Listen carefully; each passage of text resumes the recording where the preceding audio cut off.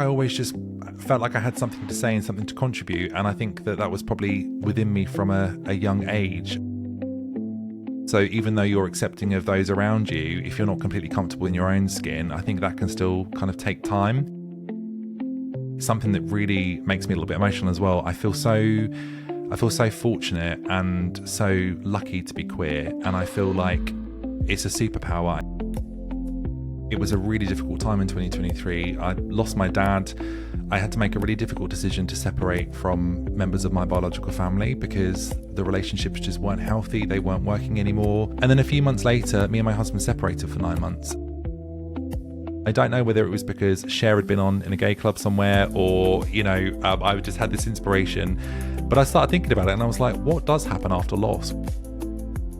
Hello and welcome back to the Queerest podcast, bringing you the fiercest conversations. This is Queer Talker and I'm Ben Cicchetti. This week, I sit down with fellow podcaster and author of Do You Believe in Life After Loss, Andrew Flewitt.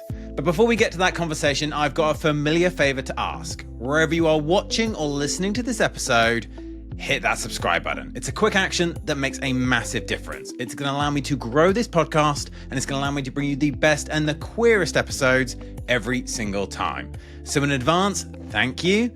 Now to my conversation with Andrew.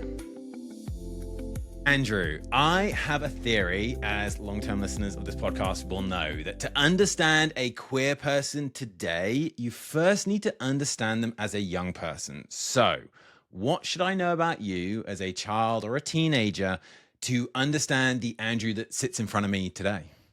Oh my goodness, wow, that's a question. I guess I was always very inquisitive. I always wanted to find out stuff. I was always a bit of a dreamer. I like to think that creativity was kind of always there. It just took me a long time to kind of find it. And now I've got it. I love it. I love doing my podcast and writing and that kind of stuff. But I was always inspired by music and by artists and books and all sorts. Books probably more later in life, but yeah, I think I always just felt like I had something to say and something to contribute. And I think that that was probably within me from a young age. And I probably put that down to kind of my dad introduced me to Tina Turner at the age of 6 and watching concerts from a young age and then just loving performances by other artists as well. So yeah, and probably just kind of, I don't know, always felt different, always kind of stuck out a little bit. But as time has gone on, absolutely have learnt to celebrate those differences, but it takes a bit of time, doesn't it? It does. And I agree with the kind of creativity element is if you kind of have it at a young age, it will find a way to come out of you in as we kind of get older. And I think all the work you're doing with the podcast, with your social media platforms, and obviously with your book is incredible. Thank you. If we take ourselves back to that younger self, do you remember the first LGBTQ plus person you became aware of, either in real life or through media, and kind of what impact that had on you? I do. So one of my best friends growing up, her uncle was gay, and I just remember being told that from a young age, and it just was what it was. I didn't really think about it too much, just the person that was kind of in our lives and we knew was a gay man. And I think, the good thing about kind of my upbringing as well is that I was always surrounded by kind of diversity and people that just, didn't necessarily mirror the life that I had or my family dynamic. So that was really good. I think it kind of made me very open-minded from a young age. I think what you see, you accept, don't you? So that was a really good thing, I think. Yeah, I agree. And I'm always so happy for people whose first experience was a real person. Like, I think that's so impactful. I tried to think back to what the first queer person I became aware of. And I'm pretty sure it was the best friend in My Best Friend's Wedding, the movie. And I think her best friend was very fabulous. And, I think he was her PR person or something. Can't quite remember the details. But that was my first experience of a queer person. I didn't actually meet another queer person until I think I was 18, 19 before I met anyone. So having those kind of early experiences, I think, is really important. It kind of shapes you, right? I think so. I think that did it shape me? I don't know. I think, as time goes on, you still, when you're then faced with, school bullying or feeling othered, you learn to still filter yourself. So even though you're accepting of those around you, if you're not completely comfortable in your own skin, I think that can still kind of take time.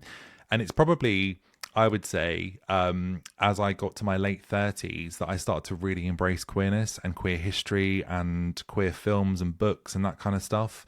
And I attribute that to being involved in organising a Pride event in my hometown. So I was on part of the organising committee, and there was just all this diversity within our kind of organisation group that got Pride going. And when I kind of knew that and was, you know, surrounded by that diversity and difference, that was a really, really powerful thing for me, and I wanted to learn more. I'm also really lucky that I have a niece and nephew that also have great uncles that have been together 60 years this year. So so they were together before, you know, being gay was legal in London or in the country. And so I think, you know, I've heard lots of inspiring stories from those around me. So even when I was still finding myself and discovering who I was and getting comfortable with that, there was still this kind of, you know, these stories around me and these people that I could look to and find inspiring. So, but then, you know, TV and books and things like that have changed over the years, haven't they? And you start to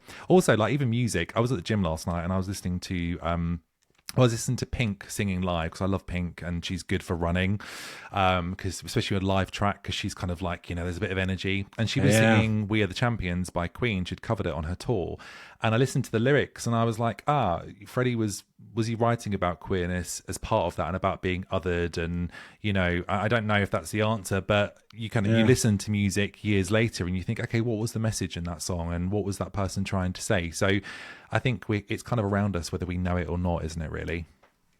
Yeah, I agree. And you touched on something there, which is around kind of queer stories and kind of getting exposed to queer stories. And obviously, your book very much leans into that. Do you believe in life after loss?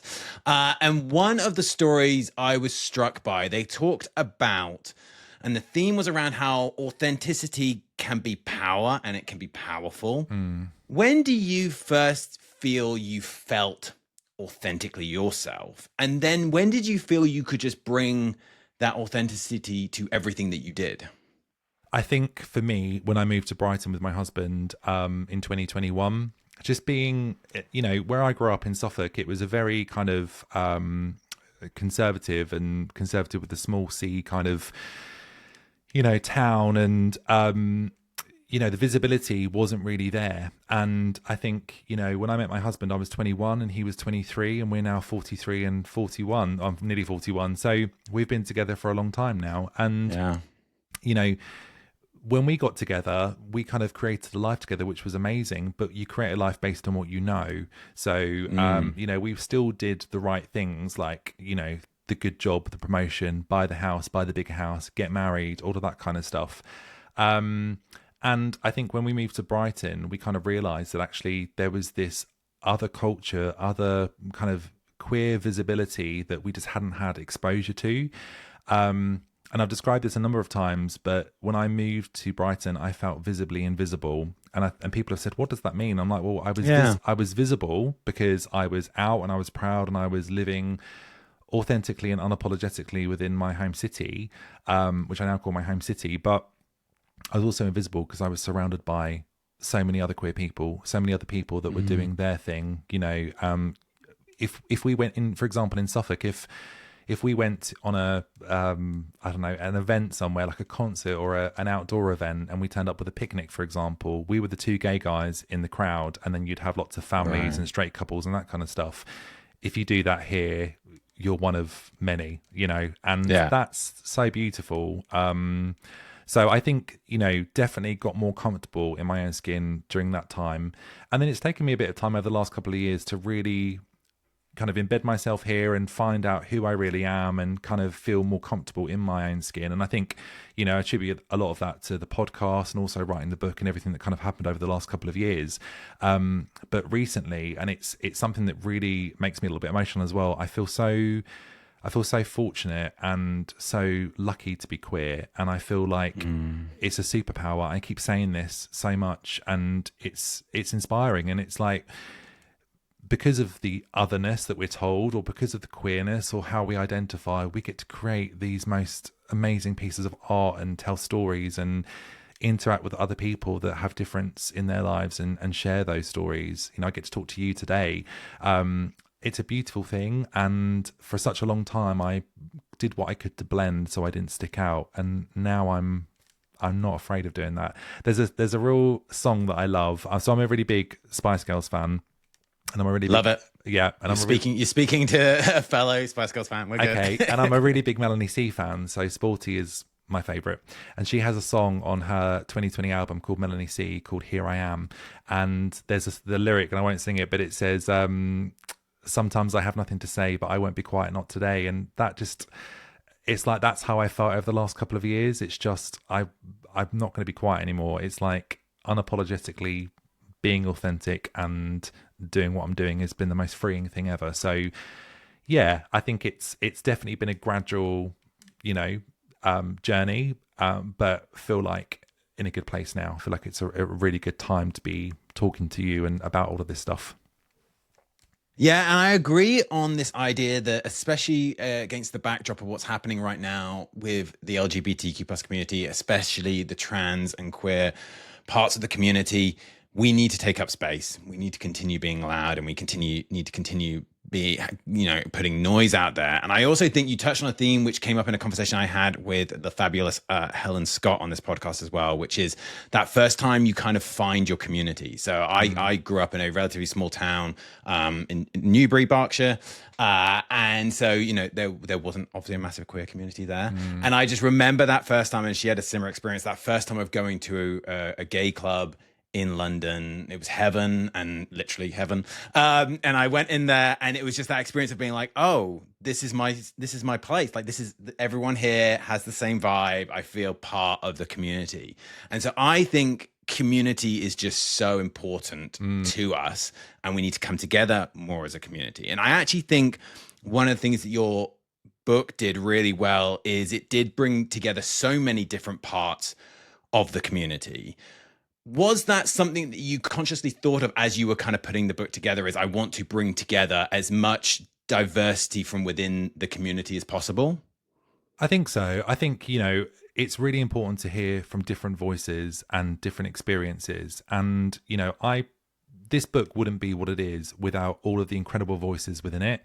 So, and when I first started writing in 2023, initially I was just writing about what was going on in my life. But then as I started to kind of like shape the book and talk to the publisher, we talked about the prospect of different types of loss. And because there are so many different types of loss, it isn't just attributed to, death or a parent passing or relationship breakdowns. There's so many different types of losses that we experience that we don't even know are losses. And I think representation of all of our community within my work is really important. What I want to try and do through creating art and writing or the podcast is amplify queer voices. That's what I've said. That's the tagline for Queer I Am, the podcast, because we all have so many unique, amazing stories to tell. And it's just important. We have to get them out there, and we have to keep talking about queerness and loss and all the things that shape us and that we deal with on a daily basis. I put a post on Instagram this morning actually around Pride Month, because it's Pride Month on the 1st of June. Obviously, we want to celebrate Pride Month, but it also feels like a really odd time to be celebrating Pride Month, because as you just mentioned, there is so much going on at the moment. Our trans siblings are, having the most horrendous time at the moment. And, the question that keeps coming in my mind is what's next? What does all this mean? And then what's next? And who else are they coming for?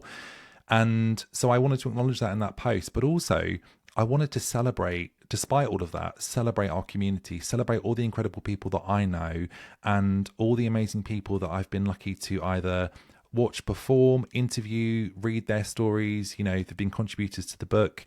We have so much incredible voices and people in our community, and I feel like the people that are trying to pull that apart have had enough airtime. So rather than writing a post about what's going wrong, I just wanted to take a moment to celebrate all of those people. So we have to acknowledge when we put a post out and say Happy Pride Month that actually there's other stuff going on right now and it doesn't feel great, but actually I still believe there's so much in our community to celebrate and worth raising our voices for. So it's just so important. Yeah, I was thinking about kind of a Pride post earlier, and I was creating the graphic for it because that's what I do, and I just originally had written Happy Pride 2025, and I'm like, I'm not sure happy is the Mm. phrase I want to use right now, because I do think obviously we should celebrate the incredible steps we've taken as a community, and we should Yeah. celebrate where we've come, if you think where Pride started from and where it is today. But it does feel like we're also in this really scary, dangerous time, both here in the UK, across the pond in the US, across Europe, where the LGBTQ plus community isn't as safe as it was before, especially the trans community. And to your point, they're coming for the trans community right now, and so we need to fight that, and we need to battle that, and we need to stand by them. But then, to your point, who's next, and Yeah. kind of who's that next kind of part of the community they're gonna attack. And so, kind of bringing it back to your book, I'm super interested because it does do such a good job of telling the stories of LGBTQ plus people. And I think right now that's why it's so important, because we do need to recognize all these different stories that people have. Was there a moment for you that, or an experience that really pushed you or inspired you to sit down that first time in front of a computer or in front of a notepad and start writing the book? Yeah, it was based on my own losses originally. So 2023 was a really tough year, and it's weird talking about it now because life is good. It's one of those things where it's 2 years on, I'm in a good place, and life is generally in a good place for me. But it was a really difficult time in 2023. I lost my dad. I had to make a really difficult decision to separate from members of my biological family because the relationships just weren't healthy. They weren't working anymore. And it just got to a point where I was just a little bit exhausted, to be honest. And I had to look after myself. And I've said this in every interview that I've done, that everyone will have a version of events and a story in that regard. And I'm not out to hurt anyone, but I can only speak from my own experiences. And I know that it was unhealthy for me to stay for myself, but also for those around me as well. So that was a difficult decision to make. And then a few months later, me and my husband separated for 9 months, and we'd been together at that point nearly 18 years. Now we're together, we're in a really good space. We kind of needed the world, or our world, to kind of fall down to rebuild it in a way that is meaningful and what it is today. But all of that happened in really quick succession. So I guess all of the kind of family dynamic that I knew, or what I had learned to love and appreciate and be part of for such a long time, was kind of gone. And I was just there with my thoughts, and so I decided to go away for a few months. I took myself to Gran Canaria, and I went to a really quiet part of the island, a park called Las Canteras. I think I'm saying that correctly, which is right near Las Palmas. So it's like the north of the island. You don't get as much sunshine there, but it's still beautiful. And I spent 3 months out there. Now, that was one of the most empowering things, but one of the most difficult things I did, because there was nowhere to run. When I think about it now, I did run. I was like, I just need to escape. There's been too much going on. It's easier to kind of go somewhere else and do something different.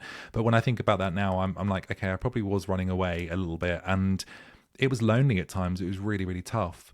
But what I did during that time, in addition to drinking lots of gin, chatting with people that I didn't know and trying to make friends, smoking too many cigarettes, which, developed unhealthy habits later in life after moving to Brighton, is I started to write. I took my laptop with me and I just started to process everything that was kind of going on. And that was really, really cathartic. Even the stuff that's not in the book, that's in a draft book somewhere.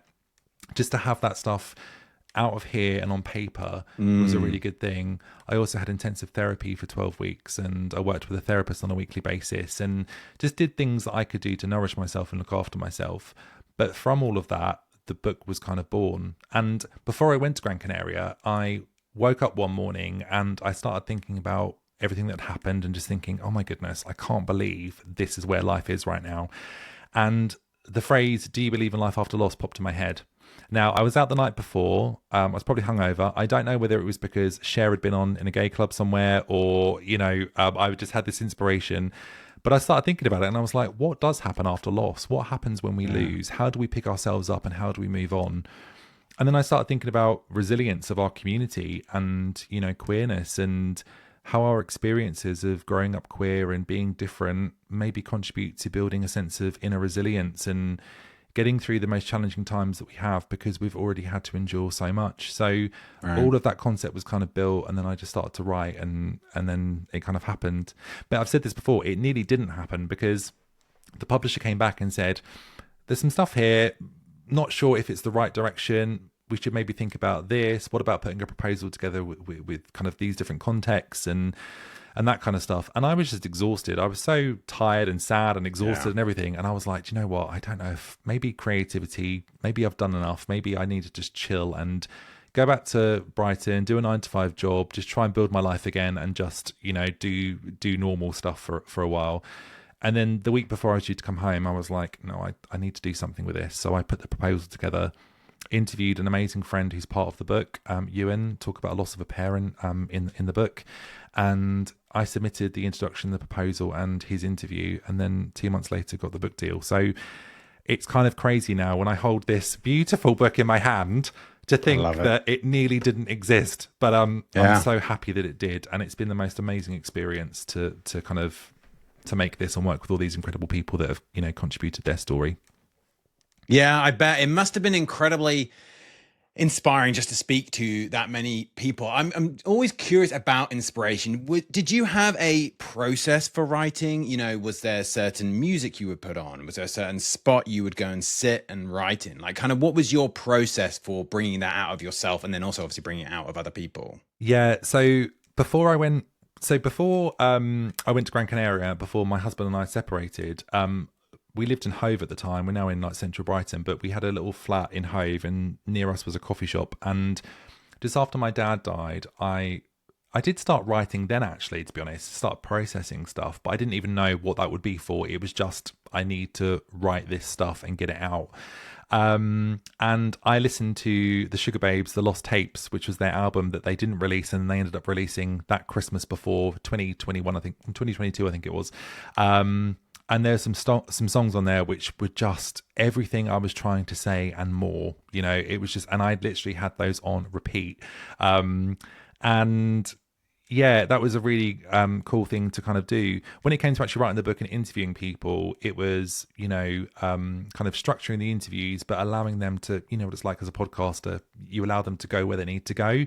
So I had a loose structure, but which you'll probably see within the book. But actually, if they went in different directions, I allowed that to happen, because I feel like the most brilliant parts of these conversations come out when we kind of allow it to be a bit more flexible.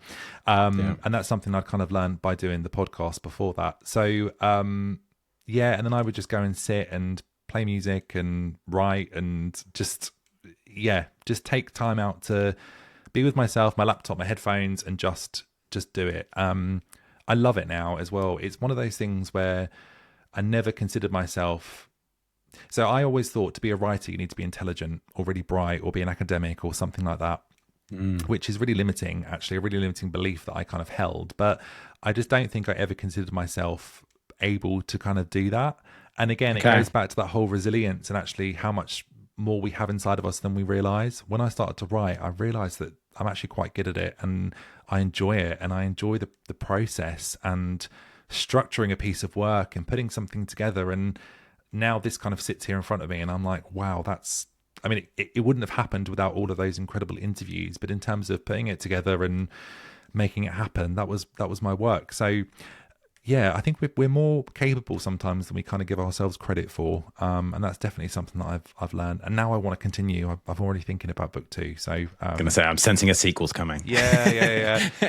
It is absolutely. I can't stop creating now. It's just I need it. It's my energy. I need it as much as I need sleep and food. You know, I need to create and tell stories and put stuff out there in the world. I just think it's really important.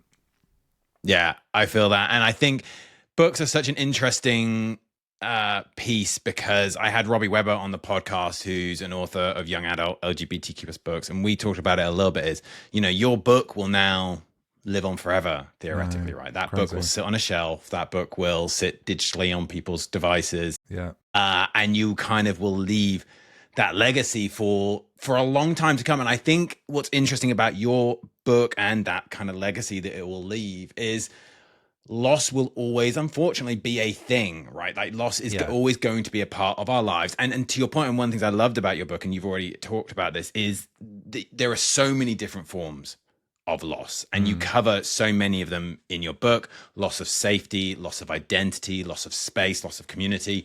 Why was it so important for you to go beyond maybe what kind of the traditional definition of loss would be to people? I think I just realized when I started writing and when I started working with the publisher that this is more, it's deeper than just those things that we mentioned, in terms of like death or losing a partner or ending a relationship. We lose all the time. Sometimes we lose in life and we don't even realize. And it's things like opportunity.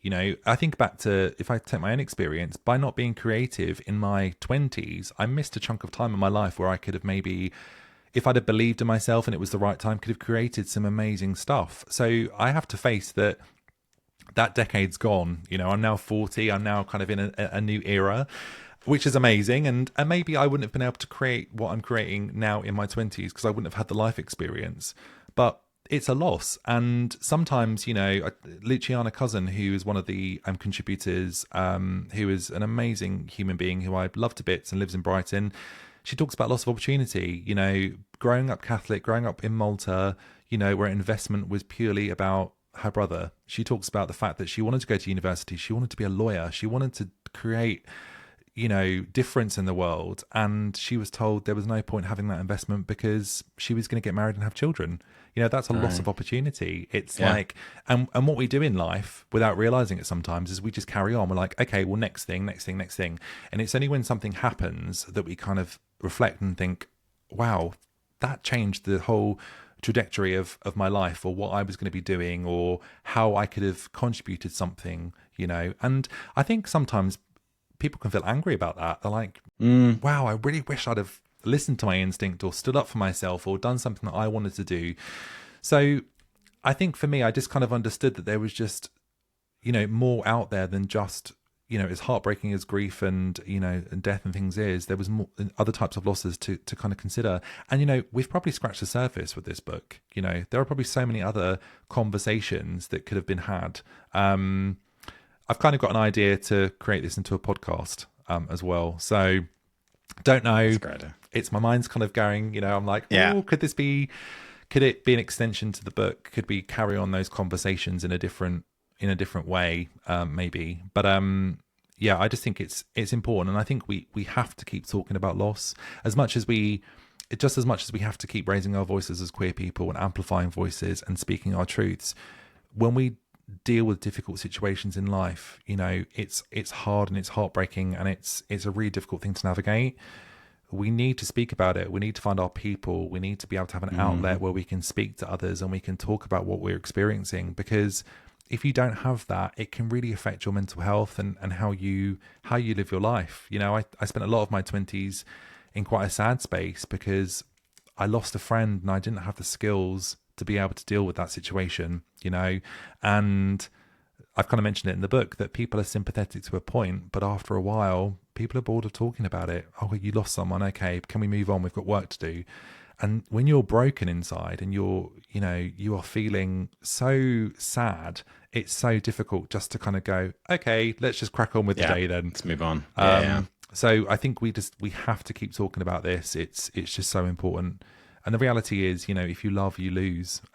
We none of us go through life kind of without dealing with difficult and challenging situations. And it's scary. It's really, really scary. But there's power in owning it and facing it, I think, as well.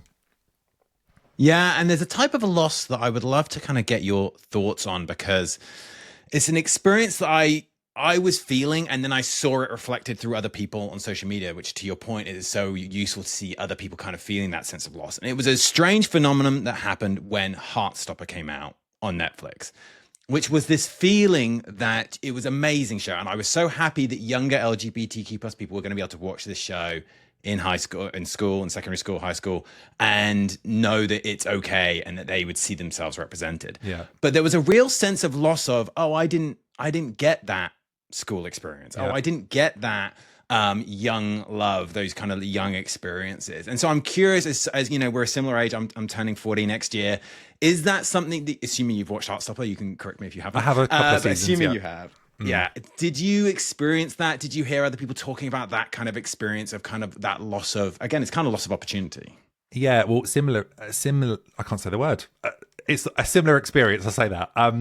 I found that when I watched Glee back in the day. Now, Glee, you know, oh, goodness, I loved that show when it came out. I kind of feel like Glee is a bit tarnished now. There's been so many things that have happened after Glee, but at the time, I remember watching it, and I remember season 2, Theo and I sat on the sofa watching it, and Kurt goes to the private school and he meets Blaine, and they run through the hallway together, and it goes into slow motion, and the music stops. It gives me goosebumps thinking about it.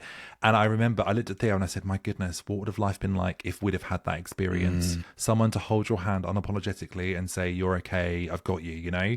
So I completely get that. I really do. And, you know, I've got friends now who are in their 20s who are having a completely different queer experience to mine in my 20s, and that's beautiful because, you know, you get to see how things have changed and stuff. But sometimes as well you can think, wow, that's very different to what my life was like. Now, my life in my 20s was wonderful as well. I was very lucky to have met someone and settled down and stuff. But, you know, when you take one road or you have one kind of outlook or decision in your life, it doesn't give, you know, you don't have the others. So it's like you can't kind of have everything. And there is obviously then a loss because, you know, I am not 20 something now. I'm not having the same experience as the people that I know now.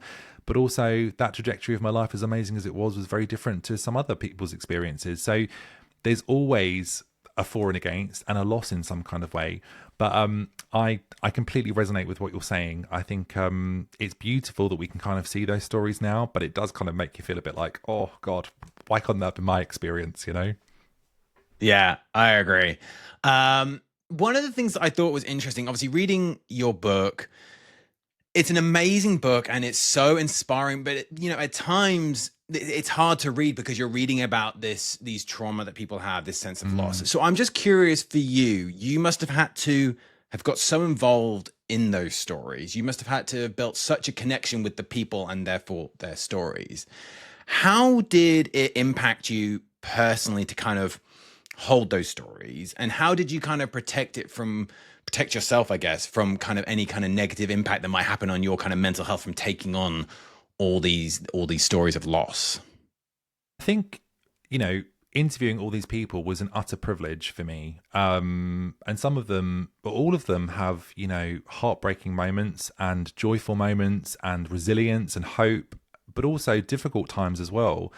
I think at the time when I was writing it, I was probably still processing what I was going through and still dealing with that. So in a way, it was actually really cathartic and really helpful because I got to talk unapologetically about experiences of loss. And I was still, and probably am still recovering in some way from those losses.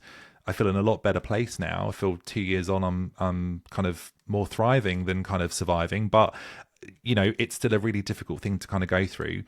So I think it was incredibly, I don't know, it was a privilege, I'd say as well, to have those conversations and for people to trust me with those stories and to want them to be part of this book is an utter privilege. I can't say anything other than that, really. And I left those conversations inspired, you know, by people's stories, their resilience, their tenacity, their ability to overcome such difficult situations and be able to talk about it as part of this, you know.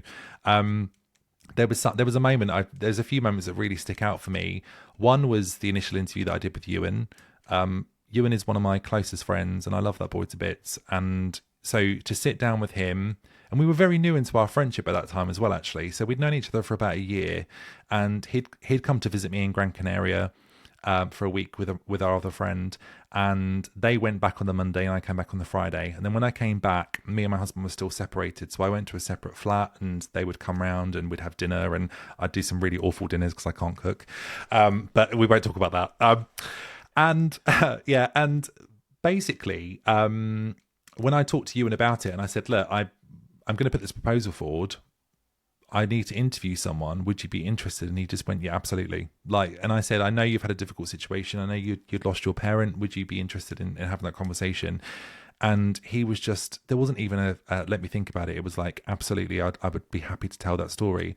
So we did that over a couple of bottles of wine. And I remember having to keep, I've got it on my phone actually, because I wasn't, for most of the interviews I used, this app that we're using now, because they were remote, but we were in my flat. So I just had my phone and I pressed record, and then we just started chatting over 2 bottles of wine. So we'd be stopping halfway through because I'd be in tears, because I'd be like, oh my God, this is just like heartbreaking and empowering and all of these different emotions and stuff. So that was one. And then I remember coming off the interview with Juno Roach, and just Amazing. literally sitting at my desk here and just going, oh my goodness, I can't believe I've just had that conversation. And that she's trusted me with that conversation, like privilege. And then, you know, I interviewed my husband for it. You know, we talk about loss of a partner. There was no one else that I wanted to speak to about losing a partner than him, because we'd experienced it. We'd had that experience together. And we didn't know when we agreed to do that whether we would be together or not. We had a conversation and I said, look, either way, I would love to talk to you about this. I feel like it can be inspiring and could be really honest and not just talk about the loss, but celebrate 18 years. You know, it's like we lose, but we have to celebrate the fact that before the loss, there was everything else.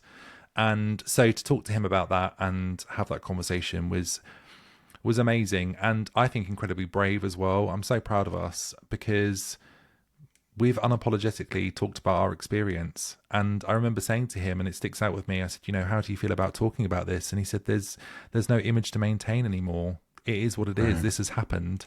And I think there's power in that. We have to walk towards these situations sometimes. And by doing that, it kind of made room for new growth. So yeah, it's, I don't know if that answers your question, but they've all been a privilege. They really have. Yeah, it does. And I think there's this beautiful line in the book around how hope and grief can coexist.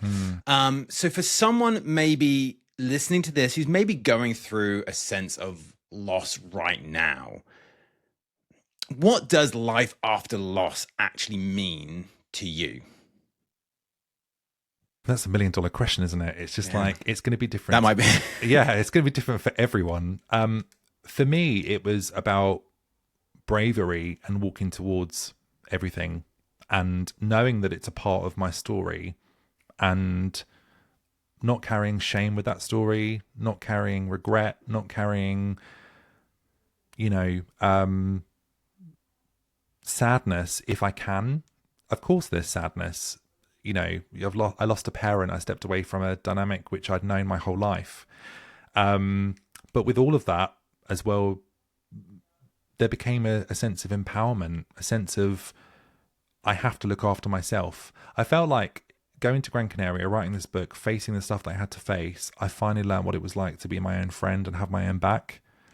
And I know that sounds incredibly cheesy, but it's when you are sitting there with no one around you that sometimes cannot speak your language, because I was in a really kind of local place where it was mostly Spanish and Italian people. So there was a few people that spoke English that I spoke to, but I would sit there with a cup of coffee and not understand what was being talked about around me. You've got no friends around you. You're in a foreign country. You're there for 82 days with nothing but your headphones, a packet of cigarettes, some gin and tonic, and a bit of hope. It's like you can't help but be your own friend and look after yourself. And sometimes I would just go to bed for a nap in the afternoon to pass the time, because it was like, I just need to not think about anything. But sometimes it was just being there and having my own back and just supporting myself. So I think all of those things came from it. And for me, life after loss now looks very different to what life was before, but it's in a great way. It's, I didn't want to lose in my life for my life to get better. Yeah. But embracing everything, moving forward with life and trying to, acknowledge all of those things, accept them and walk towards them.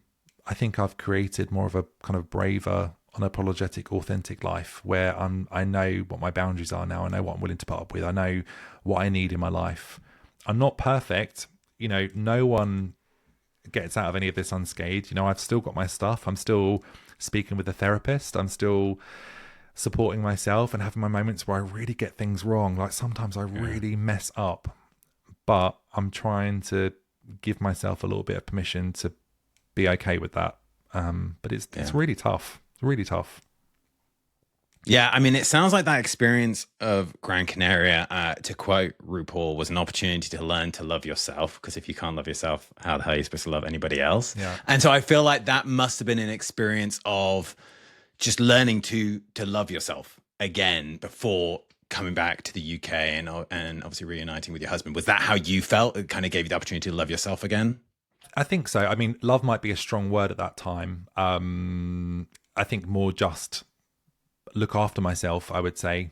You know, there was no one else to look after me. So, you know, things like making sure that I'm well, making sure that I'm eating, making sure that I'm dealing with my emotions in a healthy way, making sure that I'm checking in with people and still keeping contact with people from back home, and, you know, doing stuff for myself that I know is going to heal me and going to help me, listening to music that, you know, I remember there was one evening, this sounds really bleak, but it's just truth. You know, I remember one evening sitting there having a gin and tonic, and I had my headphones on and I was listening to a song, and I literally just had tears running down my face because I was so sad and there was so much that had happened, and I was just like, I can't believe all of this has happened. But that's okay. You have to, I mean, other people might have been looking at me thinking, what the hell is going on over there? But I just didn't care. Again, I wasn't maintaining a sense of, you know, dignity or whatever the word is to try and, you know, cover up anything. I was just unapologetically there. And I think, you know, love and respect and all of the other stuff is kind of built as a result of all the changes. But I definitely feel like I'm in a space now where I'm really, really giving myself a pat on the back, which is lovely. And again, I think you have to go through this stuff to sometimes be able to do that. Yeah, I agree. And obviously, you're not just an author, as you touched on. You're also a fellow podcaster, which I love. Queer I Am is your podcast. Everyone should check it out. There will be a link in the description of this podcast. You should definitely go check it out. Hit that subscribe button. It's super important. I love the podcast medium. I launched this podcast for a similar reason that you launched yours, which is I wanted to tell the stories of LGBTQ plus people across all walks of life so that others could hopefully see themselves reflected in those stories and know it is going to be okay and they will get through any challenge they might happen, or that they might just be able to live a true, authentic life. Yeah. For you, what does the medium of podcast give to you and allow you to do when exploring identity and exploring community that maybe a book and written word doesn't allow you to do? Wow, that's interesting. I think it's just that in the moment conversation, isn't it? It's like you never know what's going to come up in a podcast. I've been in so many conversations before where I've had a plan and a script and I thought, right, I'm going to ask these questions and this is what's going to happen. And then someone will just throw a curveball or talk about something that I'm not prepared for. And I'm like, right, we're going with this. This is what's happening now. And sometimes it can be really awkward because someone might say something and you're like, okay, I'm not quite sure how to deal with this. I haven't got the experience, or I don't have their lived experience, so I don't know if I can contribute towards the conversation. But I think what I've learned from doing the podcast over the last couple of years is that's okay too. Sometimes it's just about allowing people to talk. We don't need to add anything to the conversation. We can just allow a space for that to happen. So I love that. I also love that it can be fun. I love that they're, you know, you can have the most amazing conversations, the most, you know, profound, heartbreaking, funny. It's all there. It's all there. And I've been really lucky to interview some incredible people over, you know, the last 5 seasons. And the last season that I've done is interviewed most people who have been part of the book. So we've talked about not their story, because that's in the book, but how do they feel a year later? How do they feel about being part of the book? What's their opinion on loss now? How are they feeling? What's going on with them in their lives? You know, those general kind of conversations. And again, it's been wonderful to be able to celebrate with those people like a year later and say, wow, look what we've created, and it's out in the world in a few weeks, and now it's out in the world, and all of that kind of stuff. But yeah, I think it's when I started it, it was purely based on the fact that I'd started to have these conversations, mostly in the pub over a gin and tonic. There's a theme here. You're probably getting that. Yeah, I'm sensing something. Yeah, I do like socializing with a drink, but I don't really drink now, to be honest. So, but yeah, when I first moved to Brighton, I went a bit wild. I kind of was out all the time and meeting loads of different people and stuff, and I just started having these really interesting conversations. And I'd always wanted to like podcast. I did like a little kind of mock podcast. I'm saying mock because it's like it's in the archive, never to be released again. But I used Anchor when I lived in my hometown, and I interviewed a few people, and we had like this really shit mic, and I was like, what do you think about this? And we were just talking about this stuff. But I think that was all born from the fact that I love chat shows. I love autobiographies. I love watching chat shows. I love watching funny clips from chat shows, interesting conversations. You know, my ideal kind of afternoon is to watch like an Oprah interview or a Graham Norton interview or something that's really incredible on YouTube and listen to someone's story. So I just always felt like I wanted to do that. And the great thing about podcasting is you don't need to have a brand, be famous, have a deal, or earn money from it. You can literally download an app, get a really good mic, and you can start making art. And I think that's so great that that's accessible. I do, however, feel quite passionate about this as well, that for independent artists and for podcasters, we put so much into these podcasts and into this art, and it takes time and money and energy and all that kind of stuff. And sometimes we have lots of podcasts that are put out there from people that have a name or a brand or something, and they're not really interested in doing it. It's more just, it's the next thing for them to do. It's another job. Interesting. And I feel like as independents, we have to bang our drums so much more. We have to knock down doors to get promotion. We have to hustle to get the guests and, you know, put our own money into it. You know, I don't know how much I've spent on Queer I Am, but I've not made any money from it. And that's okay. You know, it was never about making money. But things like, you know, there was a podcast awards last year that I put in for, and all the podcasters that looked like they were being nominated were people that had backing, had brands, had sponsorship and that kind of stuff. And we've got the Independent Podcast Awards in the UK, which is great. I was nominated a few years ago for an Independent Podcast Award, which was amazing. And that was great to go there and celebrate with loads of other creatives. But I feel like more needs to be done for independents. And I don't know, it's kind of in my mind of how can we build this amazing social network for independent creatives where we get to come together and celebrate each other's work, but also make that more mainstream and put that stuff out there, because there's some incredible stuff happening out there which people don't get to see because it doesn't have that lift like other big brands or big names have. So yeah, it's my soapbox moment with it. It's something that I feel quite passionately about, and I'd like to see more happen for independents. Absolutely. Yeah, I agree. And I also think it's so important that we support each other, right? I think we could all get protective of our listens and our subscribers and our kind of platforms, but actually it's so important that we shine a spotlight on all the other incredible podcasts. I completely agree. And that's, you know, it's a privilege to speak to you today, another podcaster, and be talking about our art. And I love that. I've got another interview on Monday with someone else who is doing exactly the same thing. And it's like, that's an amazing thing to do. And it's not just the podcast, it's the reels, it's the Instagram posts. And if you then want to go on something like X or, you know, whatever social media platforms out there to promote it. I mean, I'm only on Instagram because that's enough. And it's like, I don't want to spend, I've got a day job as well. You know, I don't have time to kind of like, you know, even though I post a lot and people will see that, you know, that's kind of like 6 a.m. while I'm having my morning coffee. Right. Let's put that post out. Let's get that done before I go and get ready for my day job and all that kind of stuff. What I would say, though, is, you know, as a caveat to all of that, and actually, you know, something that great has come out of it, is by just simply doing and by, you know, really banging down my own kind of, or other people's doors and banging my own drum and saying, right, this is a good podcast, please listen to it. I've got some really great guests over the last few seasons, over all of the seasons. Yeah. Like my next season, I'm starting recording this Sunday. I'm going to start Flewitt's Queer Book Club for 2025, and I've got 10 amazing authors that have created the most incredible books that I'm going to be speaking with and promoting their art via the podcast.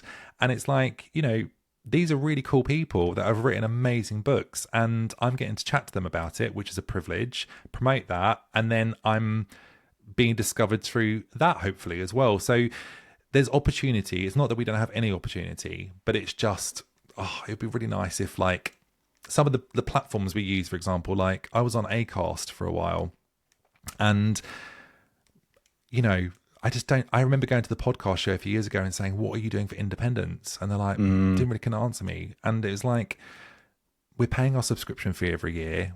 You're getting revenue from the ads that are part of the podcast. What about the independents? And I think they do some kind of like spotlight stuff and some like new talent things and stuff, but I don't know if it's enough. And you know, not calling them out as just as them not doing it. I think it's other companies as well are not doing the same. And you know, these platforms are hosting these episodes and they're getting ad streams and they're making money. And it's like, it's a win-win for everyone. If you could do more to promote us as independents, you'll get more listens, which means you'll get more ad revenue and all that kind of stuff. So it's, you know, Great.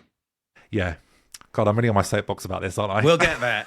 We'll get there. And it's so important. To your point, it is such a privilege to do this podcast. I wouldn't change it for the world. No. And I think, but it's that idea of how can we build each other up? How can others build us up as well? Yeah. Which I think is really important. And that's the importance of the connection. Something that's come up a few times on this podcast, which is a very nice segue into our last section, which is the rapid fire questions, is music. Music plays a massive role in my life. This podcast is called Queer Talker because one day I was listening to Ollie Alexander. I knew I wanted to do a podcast and I heard Sweet Talker and I just thought, oh, Queer Talker. And just kind of clicked. Similar experience to your share experience for the book. So in the queer community, we love a good icon, especially the powerhouse women, the Chers, the Tina Turner that you mentioned a little bit earlier on.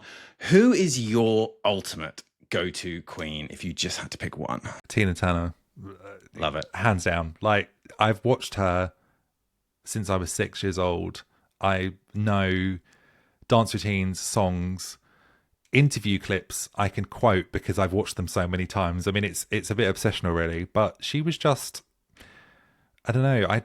I just remember watching her thinking, how does someone do this? Like, I was 6 and I was thinking, this is her job. She's on this stage and she's performing. And I would watch that concert over and over again. And like, I think my dad at one point had to say, like, come on, your brother wants to watch the television. Like, you know, because I'm like, let me watch Tina again. Like, most weekends it would be on. And I've never stopped loving her. I think in my teen years, I kind of went into Spice Girls and a bit more pop and that kind of stuff. But Tina always found her way back. And she's just an inspiration and an incredible icon. And so many of her songs just, again, everything I want to say is in those. But I'm also, I have to say, I'm a very big Melanie C fan as well. And every album that she's released, every song that she's released, I've kind of, you know, can resonate with her lyrics and what she's trying to say and stuff as well. But Tina's my go-to. Tina. Yeah, absolutely. I love that. Other than your own, what is one queer book that everyone should have on their shelf or in their Audible or in their digital platform? Ooh, I'm reading loads at the moment. I think... Oh, do you know, there's one book which I really loved, and I'm looking at it right now, and it's called All the Young Men, and it's by a woman called Ruth Coker Burks, I think her name is. And she was an incredible ally in the AIDS and HIV epidemic in America. And the story starts where it's an autobiography, but it's based on these experiences.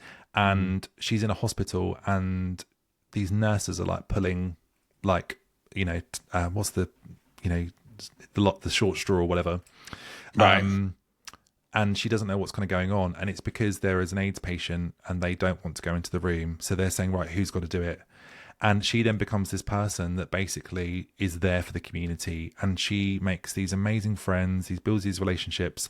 And she is there not just to support them in hospitals, but she's talking funeral plans. She's there as an ally. She's there kind of banging down doors and shouting about what is right and how people need to be treated with respect. And I remember reading that book and just thinking, like, wow, I'm so glad this story got told.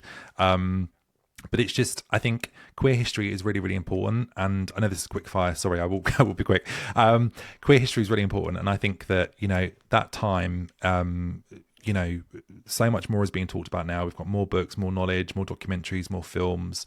And we can't underestimate the impact that time had to our community, even now, even if you weren't part of it at that particular time. You know, things leave a legacy, they have an impact.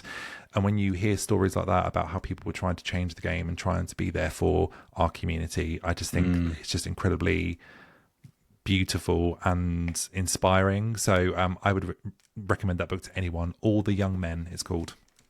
Amazing. I haven't read it, so I'm definitely going to check it out. It's really good. Really good. What is your favorite queer TV show, movie, or musical?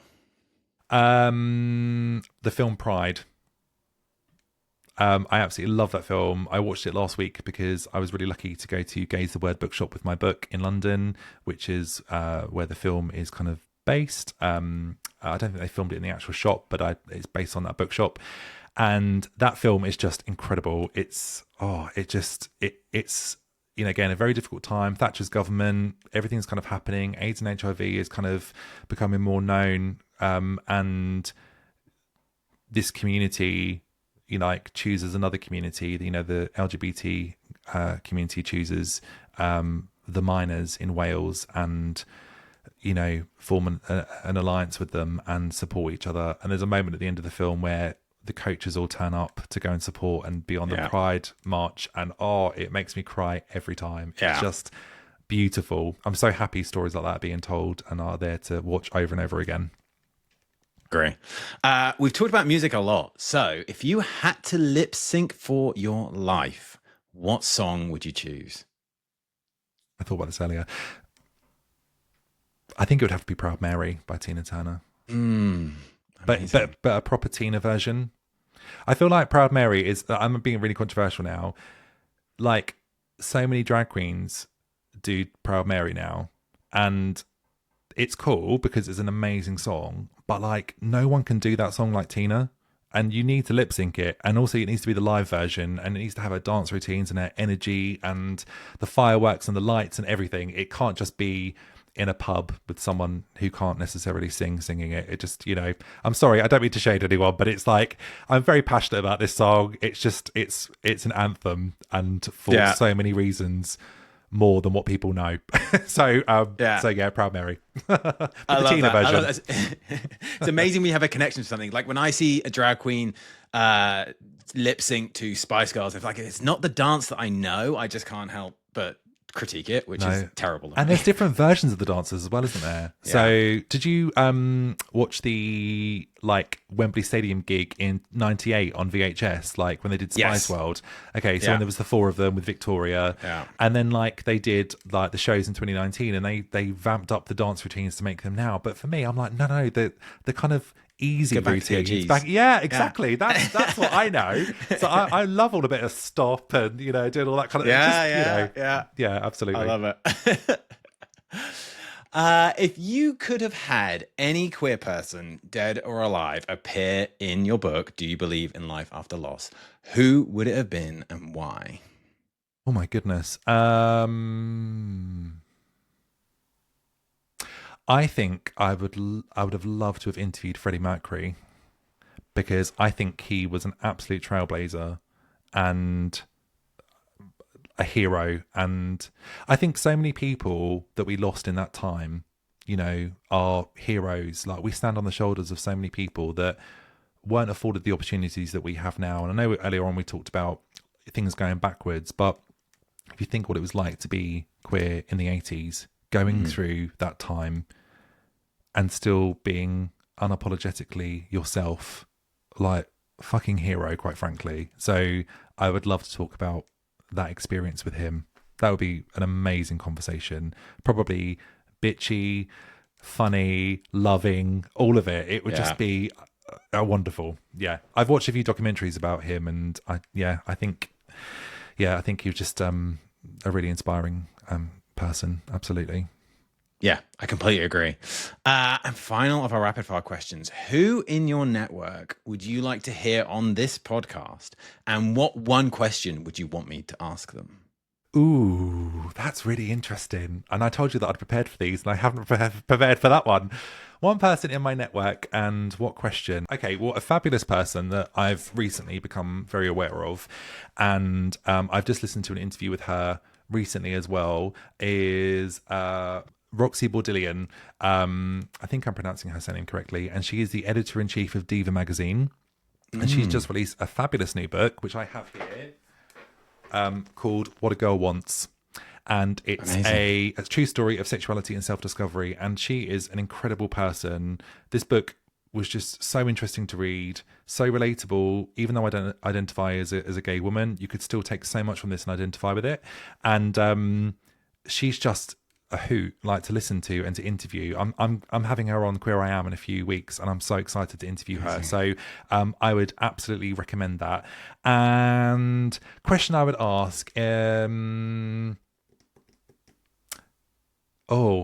I would ask her would be, after her interview on Queer I Am, how would you rate my her interview experience? There you go.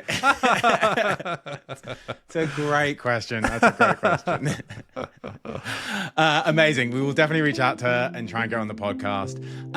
Andrew, thank you so much for being here on Queer Talker with me today. Thank you. I've really appreciated the connection, and I just really appreciate the work that you put out there. The book is phenomenal. I really recommend everyone grabs a copy. We'll include a link in the description of this podcast, so you can go and order a copy. I also highly recommend you listen to Andrew's podcast. It's amazing, super inspiring. And so, yeah, I just really appreciate the work that you do for the community. Well, thank you. And thank you for the work you're doing as well, and for championing other queer voices, and for speaking with me today and interviewing me and reading the book and being so kind and generous with your words as well. I really do appreciate it. And yeah, it's been wonderful. I've really enjoyed our conversation. So thank you.